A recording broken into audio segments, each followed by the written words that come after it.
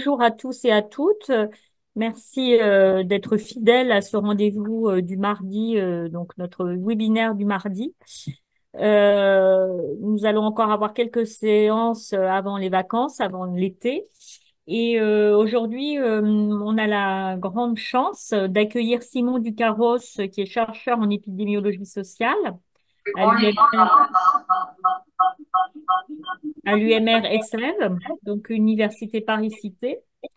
Et Simon Ducarros va nous proposer une présentation autour de la question du tabagisme des immigrés, en sachant qu'effectivement, comme bien souvent, bien dans toutes les questions liées à la santé publique, il y a l'invisibilisation d'un certain nombre de catégories ou de personnes.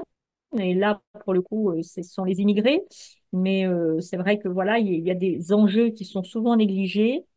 Alors, je rappelle aussi que ces questions de sans-tabac, des questions de tabagisme est fortement portée au niveau de l'EHESP, en particulier grâce aux travaux et à l'équipe associée à Karine Galopel-Morvan.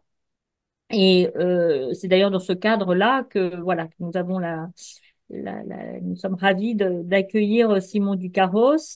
Les règles sont toujours un peu les mêmes. Ça, c'est pour le public. Si vous avez envie de poser des questions, il y a un espace qui est dédié à cet espace de questions, c'est questions-réponses. Moi, je joue, je dirais, le rôle de relayer vos questions et de les poser évidemment à notre invité.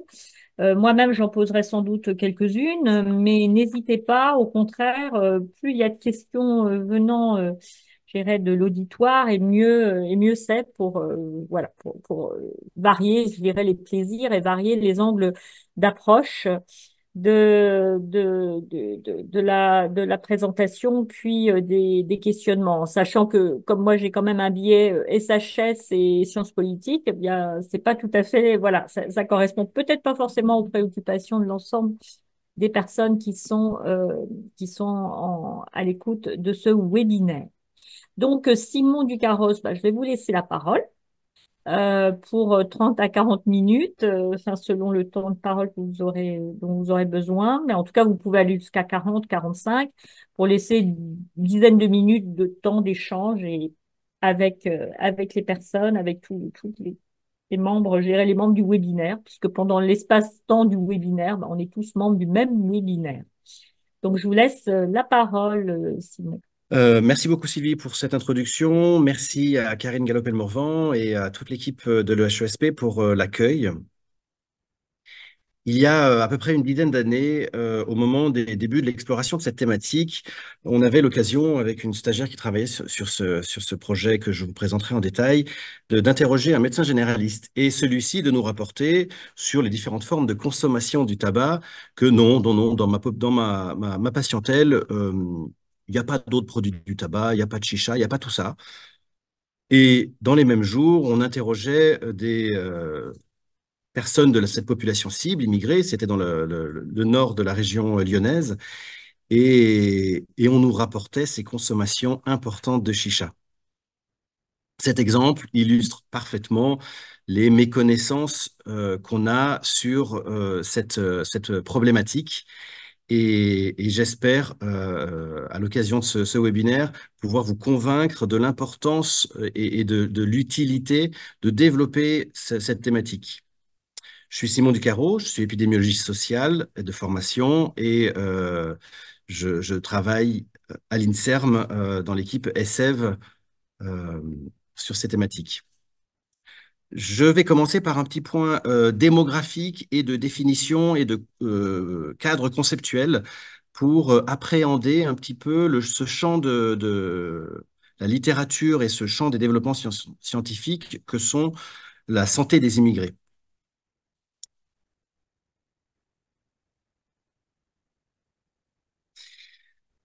Euh, Très brièvement, on définit dans la littérature internationale de manière assez consensuelle comme étant immigré une personne née à l'étranger. Le pays de naissance est donc le seul critère de définition de cette catégorie statistique qu'est un immigré.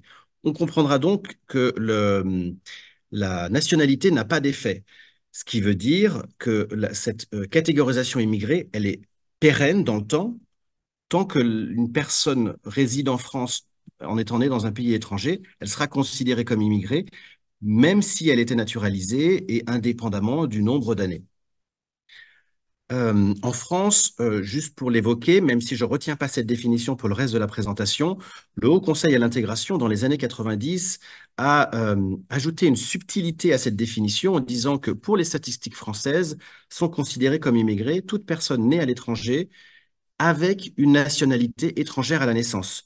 Ceci pour prendre en compte, je ne rentrerai pas dans le détail, mais de l'histoire coloniale de la France. Par voie de conséquence, on appelle descendant d'immigrés toute personne née en France d'un ou de deux parents nés à l'étranger. Et dans la littérature internationale, essentiellement en Amérique du Nord, on parlera de deuxième génération d'immigrés, qui est un terme que je préfère ne pas utiliser parce qu'on parle en réalité de personnes qui n'ont connu aucun parcours migratoire, qui sont nées en France et pour la grande majorité sont françaises. Pour autant, la persistance d'habitudes socio-culturelles et éventuellement liées au tabagisme peut persister dans ce groupe de population que sont les descendants d'immigrés, et c'est pour ça on les inclut dans nos études. Ce graphe de l'INSEE nous montre un petit peu la combinaison entre ce qu'est le statut migratoire et le statut d'étranger. En France, selon la définition un peu plus spécifique française, on estime actuellement qu'il y a un peu plus de 10% de personnes immigrées, mais si on prend la définition plus large internationale basée uniquement sur le pays de naissance, c'est environ 13% de personnes qui relèvent de cette catégorie. Et si on ajoute à eux les descendants d'immigrés, c'est environ un adulte, une personne sur 5 en France ou une personne sur 4 qui correspond à cette définition. On limite là de ce qu'on va appeler l'étude sur la santé des minorités. Une minorité qui représente une personne sur 4, ça fait quand même une grosse minorité. À l'échelle du monde, c'est 3% de la population qui réside actuellement dans un pays dans lequel elle n'est pas née. Et on a une concentration géographique de cette immigration internationale, même si ça tend à changer depuis plusieurs années, mais on a un quart à peu près des immigrés du monde qui résident dans l'Union européenne, pour laquelle c'est environ 14% de la population qui est née à l'étranger. Vous le voyez donc sur le graphique en bas à gauche, la France se situe à peu près dans la moyenne européenne de proportion de population immigrée. Je vous ai rajouté le tableau en bas à droite, le graphe, qui lui représente le flux d'arrivées. Et donc on a les arrivées en 2022 de population immigrée. Et là, on réalise que la France, en fait partie des pays qui ont le moins accueilli de personnes nées à l'étranger sur cette année-là. On comprend donc, et ce sont des notions de démographie, qu'il y a deux notions, la notion de ce qu'on appelle le stock, le nombre de personnes actuellement résidentes, et la notion de flux, arrivées et sorties. Les arrivées en France ont varié dans l'histoire récente de la France, avec des arrivées selon les pays par vague, entre guillemets, et si c'est la somme de ces flux et des sorties qui ne sont pas représentées ici, qui constituent le visage de la population, des populations immigrées actuellement en France. Sur le graphique à droite, on a sur à peu près un siècle l'évolution de la part de la population française née à l'étranger et le nombre que cela représente. Et on s'aperçoit que tant pour la distribution que pour leur proportion dans la population, on a une évolution qui pas tout à fait constante, mais qui est régulière sur ce siècle-là, ce qui est important de réaliser pour ne pas avoir l'impression, influencé par des médias ou des échéances politiques, qu'il y ait des vagues massives, récentes, et avec des enjeux démographiques tout nouveaux. Pour passer maintenant à l'implication de cette évolution démographique sur le champ de recherche de la santé des immigrés, je vais commencer par un petit point historique avec l'exemple de l'étude de Enzel et Kurihara dans les années 60, qui aux États-Unis se sont intéressés à la mortalité par cancer des immigrés japonais de souvenirs à Hawaï, et où ils regardaient l'évolution de cette mortalité par cancer, différents cancers, dans le temps. Et donc, Pour le cas du cancer du sein, ils sont aperçus que la mortalité restait faible chez les immigrés japonais et leurs descendants par rapport aux natifs américains. Ils en déduisaient une influence génétique dans l'incidence et la mortalité de ce cancer. Et à l'inverse, sur la mortalité par cancer du côlon, ils s'apercevaient qu'avec la durée de résidence, les immigrés japonais avaient une mortalité qui se rapprochait de celle des Américains. Ils en déduisaient donc une influence environnementale prépondérante sur la survenue et la mortalité de cette pathologie. On voit donc dans cet exemple-là que le premier objet de l'étude sur la santé des immigrés n'était pas tellement un enjeu éthique ou d'égalité des droits, de recours aux soins, mais davantage une utilité méthodologique pour distinguer des origines génétiques ou des influences génétiques et environnementales dans la survenue des pathologies. On l'a vu, cette évolution démographique, elle est la première justification de ce champ de recherche. On est dans des sociétés qui deviennent, c'est vrai pour la France, c'est vrai pour les autres pays riches, de plus en plus multiculturelles et multiethniques. On le sait par ailleurs, c'est la dimension, j'allais dire éthique, que la santé est considérée comme un droit fondamental pour l'ensemble de la population et des sous-groupes de la population. Et investiguer ce champ de recherche représente aussi des implications en termes de réduction des inégalités sociales de santé et, de manière très pragmatique, de planification du système de santé. Si on est en mesure d'estimer aujourd'hui l'incidence, l'exposition au tabagisme, ça nous permettra d'estimer les besoins hospitaliers pour le traitement de potentiels futurs cancers du poumon. Enfin, euh, étudier la santé de ce groupe de population, dit minoritaire, représente un bénéfice pour lui-même, évidemment, mais aussi pour l'ensemble de la population. Et ça, on l'a vu de manière toute particulière avec la pandémie récente, où, dans le cas d'une maladie infectieuse, et avec cette phrase de l'OMS, No one is safe until everyone is safe. Je reviens un petit peu plus pour donner une appréciation plus large de champ de recherche. J'ai parlé des personnes immigrées, elles peuvent l'être pour différentes raisons, et c'est ce sur quoi je vais me concentrer sur le reste de cette présentation, mais je tiens à faire quand même cette parenthèse sur des concepts proches qui sont utilisés dans d'autres pays et dans la littérature internationale, que sont l'ethnicité et la race.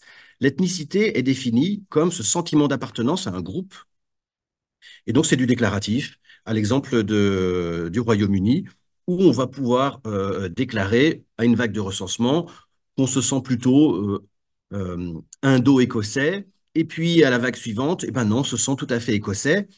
Et ces catégories-là n'étant pas validées en France, on ne les utilise pas, mais on sent l'utilité de cette catégorisation déclarative qui, on le voit très vite, peuvent être plus proches d'un comportement de santé. Si je sens que j'appartiens davantage à un groupe d'origine turque, peut-être, ou libanais, peut-être que je vais davantage avoir des pratiques tabagiques qui se rapprochent de ce groupe-là. Enfin, le concept de race qui est utilisé, qui est écrasant dans la littérature, qui est essentiellement mené par l'Amérique du Nord, donc Canada, États-Unis et quelques autres pays anglophones, euh, lui se basait initialement sur une distinction supposément génétique entre des différents groupes parmi les êtres humains. Je détaille ça juste après, mais donc dans ces différentes définitions, ces différents concepts, on sent à la fois l'utilité de cette description, de cette meilleure appréhension de la réalité des sous-groupes de population pour mieux décrire et mieux, j'allais dire, répondre aux besoins d'inégalité sociale de santé qui peuvent être présentes même si on ne les observe pas, et le risque de discrimination entre les groupes, voire d'une certaine forme de racisme. Et c'est naturellement une préoccupation que les chercheurs peuvent avoir dans ce champ de recherche. Sur la question de la race, on l'a dit, il y a un présupposé biologique. Et donc, vous voyez dans cette publication de Serre, j'ai plus la date en tête, mais sur la gauche du graphique, vous pourrez retrouver le détail dans la publication. Je passe le message général ici. Si on mesure une proximité génétique ou des différences alléliques, je crois qu'il s'agissait, entre certaines populations aux extrémités des continents, eh ben, on s'aperçoit que oui, on a des groupes de populations qui sont plutôt hétérogènes, ce qui pourrait valider un concept génétique, biologique de race. Mais quand on fait, j'allais dire, un pas en arrière à l'échelle de l'histoire de l'humanité, où on sait qu'on a un foyer de l'humanité qui a ensuite migré pendant des millénaires sur l'ensemble des continents, avec des évolutions des continents. Si on fait cette mesure plus progressive, plus proche, et pas seulement aux extrémités des continents, et donc à des extrémités de l'histoire de cette grande migration de l'humanité, eh bien on s'aperçoit en fait que cette hétérogénéité qu'on voyait, elle n'existe pas. Donc ça a permis d'invalider la dimension biologique du concept de race. Pour autant, vous le savez sûrement, on continue aux États-Unis, au Canada, d'étudier les différents outcomes de santé en fonction de la race. On est blanc, on est noir, on est hispano, etc. Et ça marche. On arrive à dire quelque chose et on arrive à décrire des différences dans l'état de santé. Donc il faut comprendre que quand on mesure ce qu'on appelle la race, c'est donc pas un facteur biologique qui est mesuré, mais on mesure quand même quelque chose qui est valide, qui est significatif. Et c'est probablement tout de l'ordre des catégorisations sociales ou des organisations, des systèmes de santé, des systèmes même politiques qui suscitent ces inégalités entre les groupes de population. Je ferme cette parenthèse sur le concept de race, espérant ainsi avoir fait un plaidoyer pour ne jamais l'utiliser en France, mais comprendre d'où il vient et comment il fonctionne puisqu'il fonctionne. En termes d'aspect méthodologique de ce champ de recherche, on peut parfois, dans certains pays, accéder en termes de sources de données à des registres de population ou des registres d'incidence ou de mortalité, qui sont une source très précieuse, à l'exemple des pays du Nord, du Danemark par exemple, où j'ai eu l'occasion de travailler sur ces données. C'est le rêve de l'épidémiologiste, mais en France, en l'absence de ces données, très souvent, on va conduire des enquêtes et on va chercher à mesurer les informations qui nous intéressent, le statut migratoire, les outcomes de santé, les expositions. On a néanmoins toujours ce challenge de bien définir les terminologies qu'on utilise et les modes de collecte de ces données pour obtenir des échantillons les plus représentatifs possibles. Dans les concepts qui ont été développés dans ce champ des inégalités selon la migration ou l'ethnicité, on a, alors je les ai classés en facteurs protecteurs, probablement ils devraient être considérés davantage comme des biais. Deux grands concepts, le Healthy Migrant Effect et le Salmon Bias. Le Healthy Migrant Effect, pour ceux qui ont eu des introductions en épidémiologie, c'est du même ordre que l'effet du travailleur sain. Vous savez, l'effet du travailleur sain, c'est je fais une enquête dans une usine d'amiante parmi tous les travailleurs présents et je m'aperçois que finalement, il y a pas, les gens sont plutôt en bonne santé et tout va bien, donc l'amiante ne serait pas dangereuse. Il y a un biais de sélection. Je ne suis, en allant dans l'usine, j'ai manqué tous ceux qui sont malades ou qui sont déjà décédés. Donc, c'est un biais de sélection de notre population. De la même manière, la littérature a décrit une sélection à la migration. Migrent, partent en parcours migratoire les plus vaillants ou ceux qui sont plus en capacité de gérer leur propre santé à leur arrivée ou avoir des comportements de santé favorables. De l'autre côté du spectre, j'allais dire, le Salmon Bias est un biais de mesure dans dont l'exemple typique, c'est vous avez des populations, ce qu'on a décrit dans les années 90 en France, qui fument beaucoup, issus du Maghreb, les hommes issus du Maghreb par exemple, et pour autant, leur mortalité par cancer du poumon est inférieure à celle des natifs qui fument davantage. On se dit qu'il y a un paradoxe épidémiologique, mais en fait, ce dont il s'agit, c'est que on sait qu'au moment soit de l'annonce d'une maladie, soit de la retraite, ou certaines personnes vont avoir tendance à rentrer dans leur pays d'origine pour finir leur jour auprès des proches, et donc elles disparaissent des statistiques de mortalité française, qui nous donnent cette fausse impression de sous-mortalité. En termes de facteurs protecteurs, on sait que on observe certains comportements de santé favorables liés au régime alimentaire, aux consommations alcooliques et tabagiques dans certains sous-groupes de population immigrée. Et de l'autre côté, des facteurs de risque avec un environnement de santé en général moins favorable avant la migration. Et puis, avec la durée de résidence en France, un niveau de pauvreté, d'accès au travail, de recours aux soins en moyenne inférieur à celui de la population générale. Là, on est sur des facteurs qui sont plus de l'ordre individuel. Il y a aussi des facteurs d'un ordre plus macro dans un bénéfice inégal potentiel de la prévention. Ces préventions qui sont faites en population générale et dont certains sous-groupes pour des raisons socioculturelles, et je reviendrai dessus dans l'exemple qui sera donné, bénéficient moins ou pas de la prévention des politiques publiques. À travers ces expositions, facteurs protecteurs, facteurs de risque, selon la durée d'acculturation, selon le sentiment d'appartenance, on a pu décrire ce concept large et dynamique qu'est l'acculturation, et on parle parfois de transition épidémiologique accélérée. Une autre clarification, parfois, surtout dans le champ du médical, on a tendance à penser que la santé des migrants, finalement, si on ajustait sur le niveau socio-économique, ça expliquerait toutes les différences. C'est uniquement du fait d'un niveau d'éducation, d'un niveau de ressources ou d'un lien au travail plus défavorisé que les immigrés auraient un statut de santé plutôt défavorable.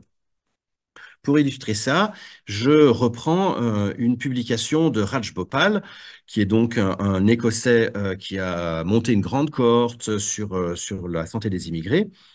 Et dans cet exemple, il montrait que euh, même en ajustant sur le niveau d'origine, sur l'origine, ou non, pardon, à l'inverse, même en ajustant sur le statut socio-économique, des différences persistaient selon l'origine. Et ce qui est particulièrement intéressant dans cette étude, c'est qu'il montrait que l'influence du pays d'origine, toutes choses égales par ailleurs, était supérieure à celle du sexe, par exemple. On n'envisagerait pas aujourd'hui de ne pas inclure le sexe ou le genre dans la collecte de données d'une de nos études. Je pense qu'on sous-estime encore l'influence de l'origine et très probablement on aurait intérêt à collecter cette donnée de manière beaucoup plus systématique dans nos études épidémiologiques ou de santé. J'en viens maintenant à l'illustration avec le programme Tobacco Use in Migrants, sur lequel j'ai eu l'opportunité de travailler avec une étude pilote depuis mon travail de thèse jusqu'à aujourd'hui. Pourquoi cette intersection tabac et immigré? On sait que le tabac, c'est le tueur numéro un au monde actuellement. Il n'y a pas de facteur de risque qui lui arrive à la cheville. Et on a un adulte sur 5 dans le monde qui est consommateur de tabac. Il existe différentes formes de consommation du tabac, la cigarette, la chicha ou des formes de tabac sans fumée qui sont plus ou moins prévalentes selon les régions du monde. On sait également, on le voit sur ce graphique, que la différence de consommation, là on est dans le tabac fumé, entre les hommes et les femmes, peut être très différent selon les régions d'origine, avec cette classification de la Banque mondiale selon le revenu des pays. Et on voit que dans les pays à faibles ressources ou à ressources modérées, le gender gap dans le tabagisme est très important. Et donc on comprendra qu'avec la migration dans un pays plus riche, cette différence de consommation pourrait être observée à nouveau. C'est donc pour chercher à mieux comprendre et mieux décrire quel est le tabagisme, quels sont les niveaux d'exposition et pour pouvoir identifier les leviers de prévention que cette étude a démarré. On sait, enfin, on a très peu de données en France, mais que les niveaux de consommation tabagique des pays d'origine majoritaires dans la population immigrée en France peuvent différer largement de ceux de la population générale. Et vous le voyez par exemple, particulièrement pour les femmes, où on a des niveaux de consommation qui sont largement inférieurs à celles des femmes de la population générale en France. Donc, en 2013, on a eu l'occasion de faire une étude pilote dont l'objectif principal était de vérifier la faisabilité de recruter un échantillon pour interroger sur ces questions. On a eu un échantillon pas tout à fait représentatif qui était basé sur un recrutement probabiliste dans des lieux de fréquentation de population en ville. Et pour ce qui s'agissait de la prévalence tabagique, on a observé une prévalence de 10 points environ supérieure à celle de la population générale, avec ce fameux gender gap important et une consommation de chicha très importante également. On observait également une surexposition des descendants d'immigrés au tabagisme comparativement aux natifs, ce qui nous a fait poser l'hypothèse d'un bénéfice inégal des mesures de prévention dans les descendants par rapport à d'autres sous-groupes, les exposant ainsi à un risque plus élevé de tabagisme ou un bénéfice réduit de sevrage. Entre-temps, dans l'équipe de Myriam Klatt et Michel Guyot à l'INED ont publié des analyses secondaires du baromètre santé. Vous savez, cette étude qui, quasiment tous les ans, nous fournit la prévalence tabagique en population générale. Et elle s'est concentrée sur les immigrés du Maghreb et d'Afrique subsaharienne dans ce cadre-là, en mettant en évidence une consommation inférieure chez les femmes en général et une consommation supérieure chez les hommes originaires d'Afrique du Nord. Michel Guyot, lui, regardait les profils de mortalité et concluait son article en expliquant que les immigrés constituaient une population sélectionnée ayant des profils de mortalité qui ne reflétaient pas les conditions défavorables de vie dans le pays d'accueil, ce qui correspond au concept du Salmon bias dont je parlais à l'instant. L'étude Tobamic 2, réalisée grâce au financement de l'INCa en 2018, s'est basée sur 3 hypothèses. Premièrement, cette différence de prévalence tabagique selon le sexe, l'origine migratoire, le statut générationnel, immigré descendant, la durée de résidence, entre autres. Une deuxième hypothèse forte, c'est celle d'une fonction sociale du tabagisme spécifique dans les sous-groupes de population immigrée qui conditionnait ou non le recours au sevrage tabagique. Et enfin, dans une perspective interventionnelle, on a inclus des professionnels de santé dans le champ du social pour voir comment leurs pratiques pouvaient influencer en bien ou en moins bien le recours au sevrage. Ça, en se basant simplement sur le fait qu'on sait que 2 tiers des fumeurs n'abordent pas la question de leur tabagisme avec leur médecin généraliste en population générale. Ça, ce sont des données du baromètre cancer. L'objectif donc de Tobamic 2 était d'étudier le tabagisme des immigrés et descendants d'immigrés.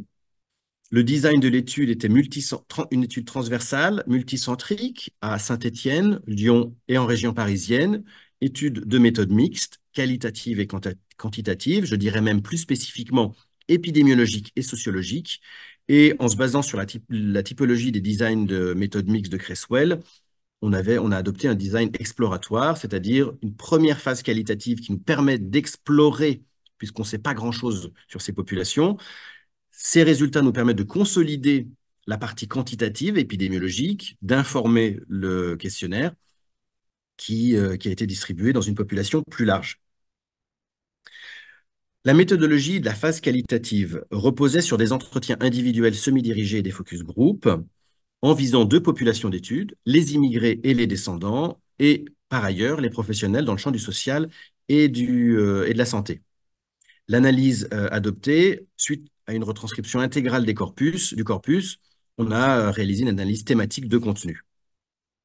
Pour la partie quantitative, épidémiologique, elle a été réalisée en 2020 avec un questionnaire auto-administré auprès d'un panel en ligne via un prestataire, en ciblant 4 grandes origines pour des raisons de faisabilité, parce que de manière très pratique, si vous avez une personne originaire d'un pays, vous ne pourrez rien en dire. Donc, pour concentrer le budget disponible réduit, on s'est concentré sur ces 4 grandes populations cibles, en calculant les tailles d'échantillons pour chacune d'entre elles. Pour le volet sociologique, on a donc conduit environ 70 entretiens individuels, 4 focus group parmi la population cible et une petite cinquantaine d'entretiens avec les professionnels de santé et dans le champ du social. De l'ensemble du corpus sont émergées 4 grandes thématiques: les pratiques tabagiques, le lien entre tabac et précarité, une dimension d'analyse selon le genre, des carrières tabagiques des femmes immigrées, et enfin les pratiques et les représentations parmi les professionnels. Dans la thématique de tabac et précarité, on a cette première publication écrite par Lisa Rive sur le tabac et précarité, où on décrit d'abord ce qui nous est rapporté sur ces précarités fréquentes dans ces populations, liées au travail, au logement, à la discrimination, etc. Et quand on regarde plus en détail, dans ces pratiques tabagiques, nous ont été rapportées et décrites cette recherche de prix intéressant de cigarettes à l'unité, soit dans une petite épicerie, soit en extérieur, et la place de la cigarette comme à la fois un lieu de sociabilité lié à l'immigration, cette volonté d'aller chercher la cigarette qui a le goût de celle qu'on fume au bled, par exemple, mais aussi le fait que ces personnes nous disaient être peu informées finalement des politiques de prévention et n'avaient pas spécialement d'intention d'arrêter de fumer. Sur la thématique des pratiques tabagiques, ce qu'on a observé, c'est le profil typique qu'on avait du fumeur dans notre échantillon, le fait que le tabac était connu ou rapporté, reconnu comme une forme de transgression, de prise de risque pour sa santé, et la place, comme ça peut être décrit dans d'autres populations précaires, comme on le voit dans les travaux de Patrick Peretti-Vatel, de la consommation du tabac pour faire face à l'ennui, à la précarité, au stress, et ce qui représentait un plaisir soit personnel, soit collectif ou communautaire. L'approche selon le genre était particulièrement riche et on a plusieurs choses qui nous ont été rapportées. À la fois cet interdit genré dans le pays de naissance, mais qui peut persister après la migration et dans la seconde génération des descendantes. Euh, Fumer pour une femme, c'est un tabou, c'est pas possible. Et les femmes, de nous décrire ces techniques de contournement, ces partages de techniques pour arriver à fumer dans la voiture. On ne fume pas non plus devant ses parents, ses anciens. Et en lien avec ça, cette représentation sexualisante de la cigarette en lien avec le corps des femmes, avec des mots très crus parfois, assimilant le tabagisme des femmes à une forme de prostitution.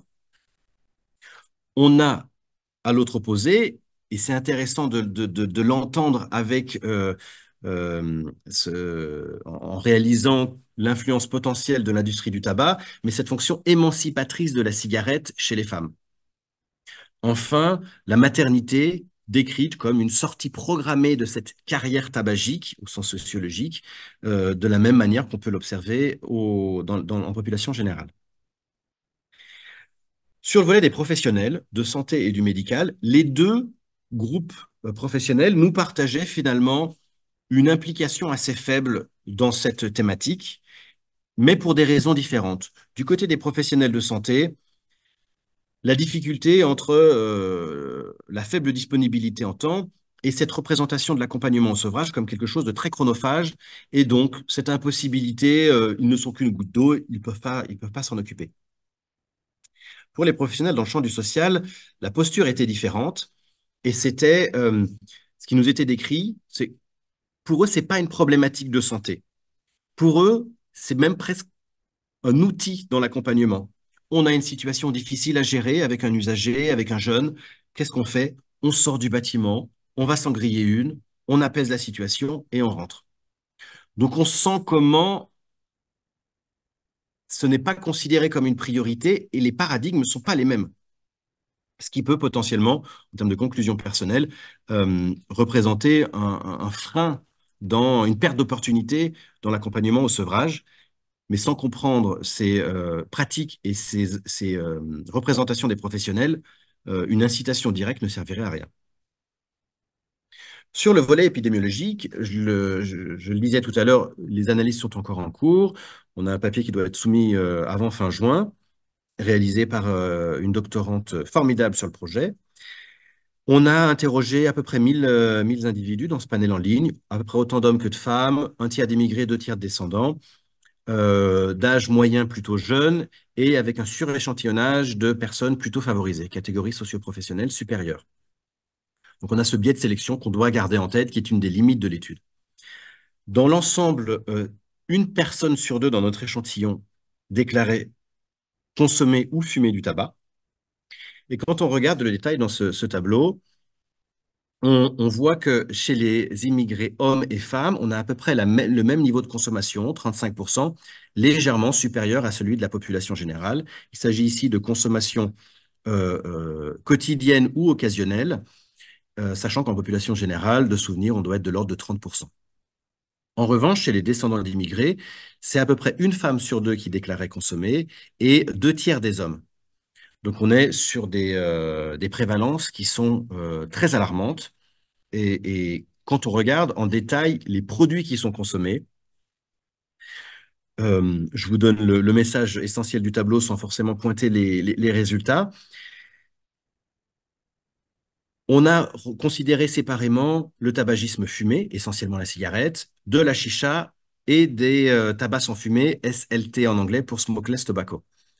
Et donc, que ce soit la chicha ou les tabacs sans fumée, ils étaient quasiment systématiquement consommés en parallèle de la cigarette. Donc, on n'a pas dans notre échantillon de personnes qui chiquent exclusivement ou qui fument, des personnes qui fument la chicha exclusivement sont très minoritaires. Donc, c'est toujours une double consommation. Dans la publication qui arrive, on a regardé les facteurs liés à cette prévalence tabagique. Et donc, je vous incite à suivre ces travaux pour découvrir ça. En conclusion, on a vu comment les inégalités sociales de santé, en particulier dans le cadre du statut migratoire, sont importantes dans le tabagisme, mais demeurent encore aujourd'hui largement inexplorées, autant sur le niveau d'exposition, la consommation elle-même, que sur l'impact en santé en termes d'incidence, mortalité des maladies liées au tabac. Les perspectives de ce travail, on a initié actuellement une étude sur la mortalité par cancer liée au tabac dans les populations immigrées par comparaison native, et on fera la même chose pour l'incidence et la survie des cancers dans ces sous-groupes de population. Une des hypothèses que j'évoquais tout à l'heure, c'est cet impact, ce bénéfice différentiel des mesures publiques de contrôle et de prévention du tabagisme. Donc, c'est aussi un axe qu'on souhaite développer, pour lequel on a commencé à initier des travaux. Et une potentielle piste de développement serait de développer une étude qui puisse à la fois chaîner des données des grandes bases nationales et en même temps une approche de terrain qui nous permette d'avoir ces questions qu'on n'a pas dans les cohortes ou les bases de données nationales pour interroger spécifiquement dans ces sous-groupes de population le tabagisme ou d'autres expositions. L'objectif de toutes ces phases très descriptives ou étiologiques étant de dégager des leviers de recherche interventionnelle. Pour conclure, on sent comment décrire tout ça ne permet pas de résoudre immédiatement la situation, mais tant qu'on n'aura pas commencé à décrire, on ne pourra pas commencer à prendre les choses sérieusement en main. Je vous remercie pour votre attention et puis j'espère avoir plein de questions intéressantes maintenant. Bonjour, bonjour, rebonjour. Je vous remercie en tout cas pour cette belle présentation qui suscite, en tout cas, moi j'ai déjà un certain nombre de questions. Je vois que Karine Galopel-Morvan est aussi en ligne et je suppose que, vu son champ de spécialité, elle aussi pourra participer au débat. Pour l'instant, il n'y a pas de questions dans l'espace questions, justement, donc je suscite quand même l'intérêt des uns et des autres. N'hésitez pas à apporter aussi vos remarques. Je passe la parole directement à Karine et je la reprendrai éventuellement parce que j'ai un certain nombre de questions ou voilà, de thématiques d'échange si besoin. Donc, Karine, c'est à toi. Merci beaucoup, Sylvie. C'est moi qui vais couper. Attendez. C'est bon. Merci. Et merci. Y arriver. On a un écho. Alors, c'est le son, je pense. J'ai coupé le son. Oui, donc merci. Voilà, c'est bon. Merci beaucoup pour cette présentation et pour ta venue à l'EHESP, Simon. Il y a beaucoup de sujets communs et de liens avec les travaux qui sont menés dans le cadre du laboratoire INSERM RSMS. On a pas mal échangé ce matin avec une partie de l'équipe. Évidemment, ta présentation suscite pas mal de questions et on a hâte de voir la suite des travaux. Euh, J'en avais un petit peu, enfin forcément j'en avais deux, alors j'en ai une. N'hésitez pas, hein, les gens qui participent, à poser des questions. On se fera le relais bien sûr des interrogations que vous avez. Euh, la première, c'est en lien avec les résultats que tu as pu dégager. Qu'est-ce que tu aurais envie de recommander aux acteurs de la prévention et aux acteurs du terrain, parce qu'il y a, je suppose, pas mal d'étudiants connectés également en prévention pour aider à inciter ces populations vers l'arrêt. Ça, c'est la première question que je pouvais avoir. Et la deuxième, c'est que tu as évoqué dans les statistiques le tabagisme supérieur parmi les descendants d'immigrés. Est-ce que tu as des explications qualitatives sur le pourquoi de cette supériorité de tabagisme? Est-ce qu'il y a des études qui ont été faites? Est-ce que toi, dans ton échantillon, tu as pu interroger aussi ces profils-là ou pas? Voilà un peu pour les deux premières questions.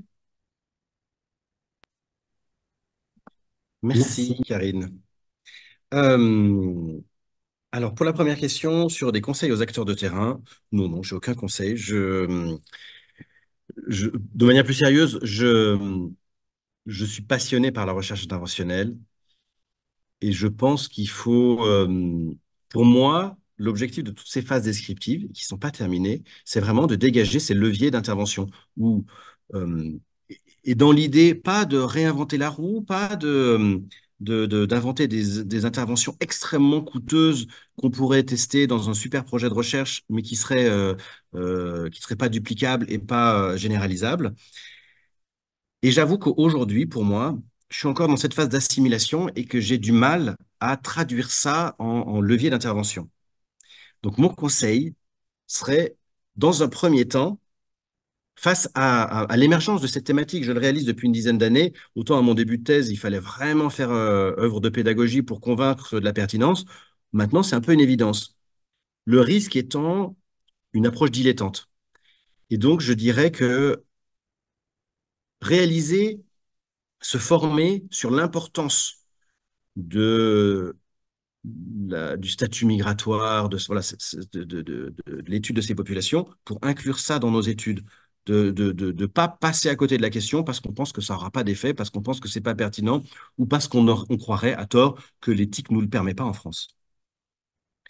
Et si on veut aller un peu plus loin, ben, se former au concept dans le champ. J'ai évoqué le Healthy Migrant Effect, le Salmon Bias, les méthodologies pour recruter, pour récolter les données.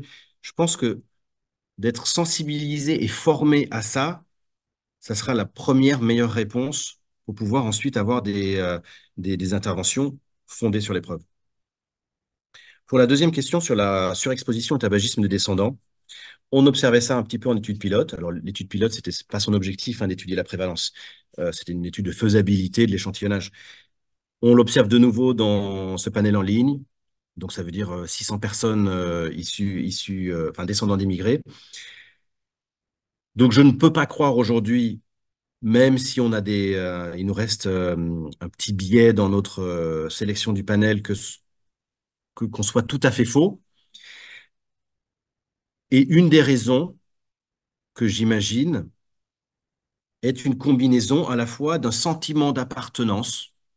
Si vous prenez l'exemple de la chicha, voilà, ce rôle de sociabilisation, il est très fort, et d'appartenance à un groupe.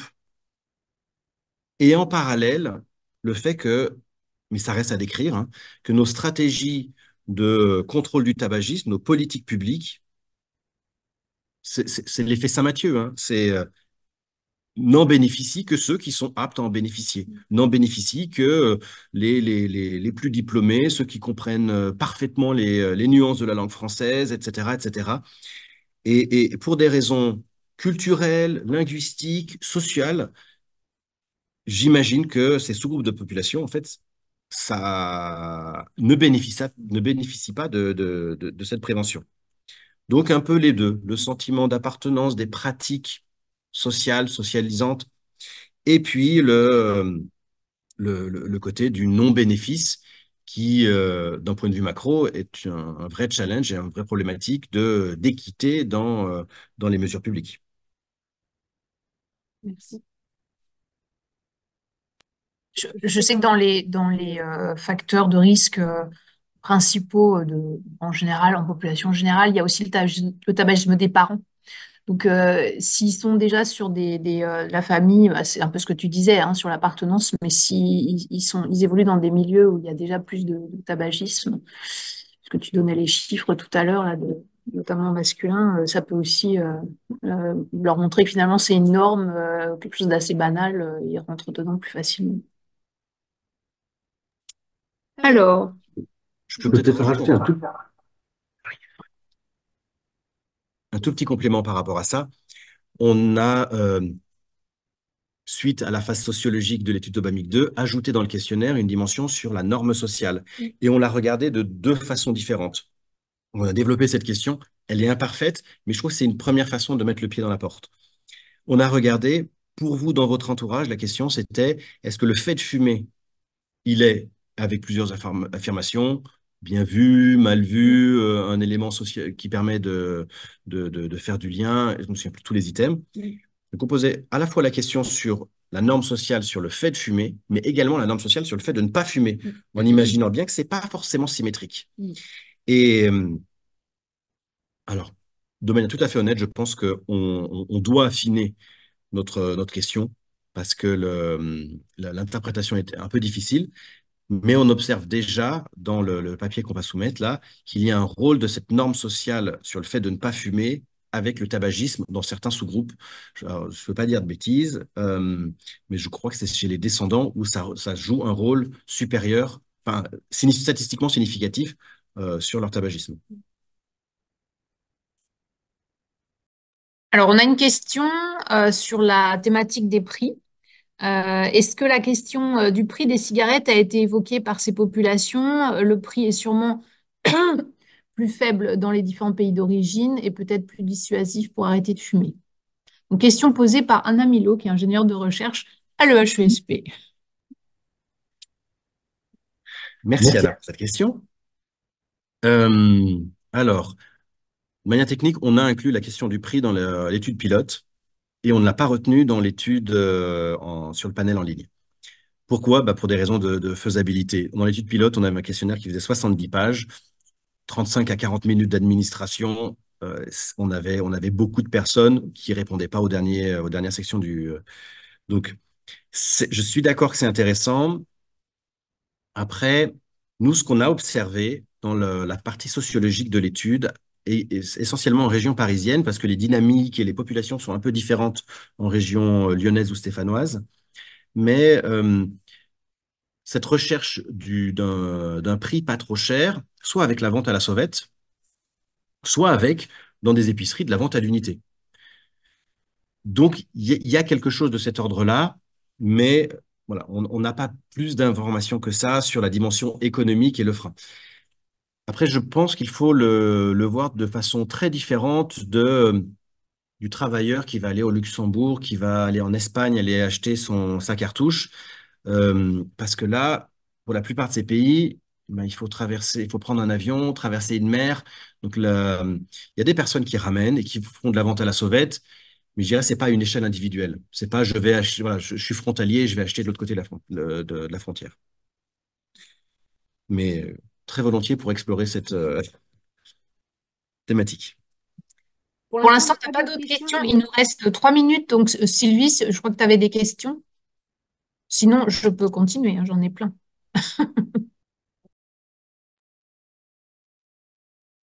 Alors, ton micro, voilà. Oui, j'avais un peu de mal à On ouvrir mon n'entend pas non micro, plus. en réalité. Donc, Ah, ça y est. effectivement, j'ai plein de questions. Enfin, j'en choisis qu'une seule. Mais vous avez en partie répondu tout à l'heure.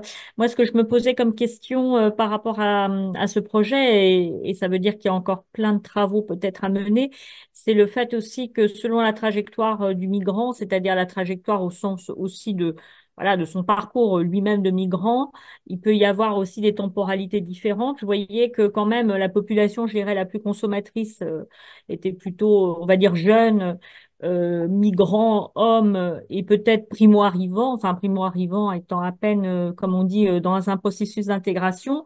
Est-ce que ça peut être imaginé aussi, c'est-à-dire de voir, parce que ça on le voit souvent dans les normes et les déviances, qu'à un moment, il y a des appropriations, des acculturations qui se produisent.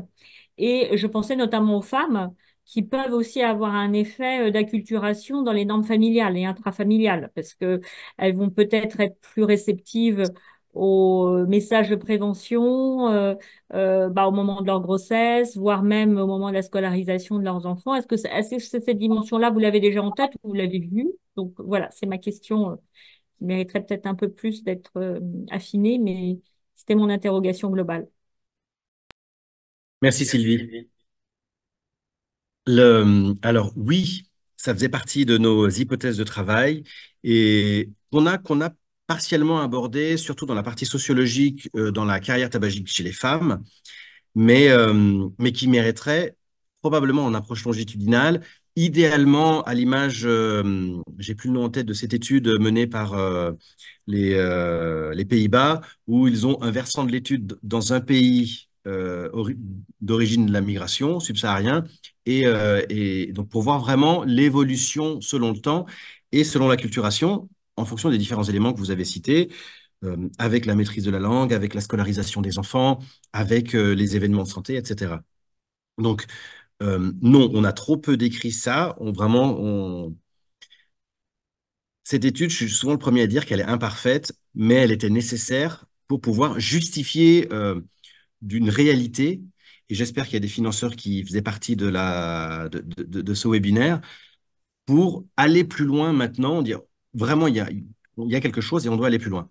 Ce qu'on a observé chez les femmes en particulier, ce sont des dynamiques qui sont complexes parce que on a à la fois la question de l'émancipation de la cigarette, mais le fait que la norme sociale arrive en France soit moins stricte en population générale. Mais dans le cadre familial, il peut rester quelque chose comme une forme peut-être le mot est trop fort, mais de tabou, de carcan. Et, et donc, cette acculturation, c'est quelque chose qui mériterait d'être regardé en soi et probablement en ciblant certains sous-groupes. Un autre exemple, dans ce qui nous était rapporté par des femmes descendantes d'immigrés, elles disaient, voilà, en France, elles sont consommatrices. Par contre, quand elles retournent voir la famille au pays, et ben là, elles ne peuvent pas se permettre de fumer parce que c'est mal vu, etc. Bah, écoutez, c'est vraiment une belle dynamique et effectivement, j'espère qu'il y a des futurs, comment dire, financeurs peut-être, non pas dans la salle mais dans le webinaire, en tout cas, y compris le HESP. Ben, on est très, très, voilà, très ouvert à ces collaborations qui pourraient se mettre en œuvre, notamment avec l'équipe de Karine. Donc, on va devoir s'arrêter là. J'ai déjà quelqu'un qui est à ma porte et qui trépigne pour y entrer. Donc, j'ai déjà un rendez-vous à 14 heures, malheureusement. Je vous remercie vraiment. Je pense que voilà, on attend la suite. Nous, en tout cas, on se retrouve le 11 juin sur un autre sujet qui s'intitule Vulnérabilité des territoires, changement climatique et santé. Ça sera Iago Pereira Barbosa, qui est un docteur en santé publique EHESPien, je dirais, qui va nous présenter ses recherches et son doctorat et ses résultats de doctorat. Et je vous souhaite, ben, écoutez, d'abord une bonne journée, puis une bonne semaine, et puis donc rendez-vous le 11 juin. Merci à tous et à toutes.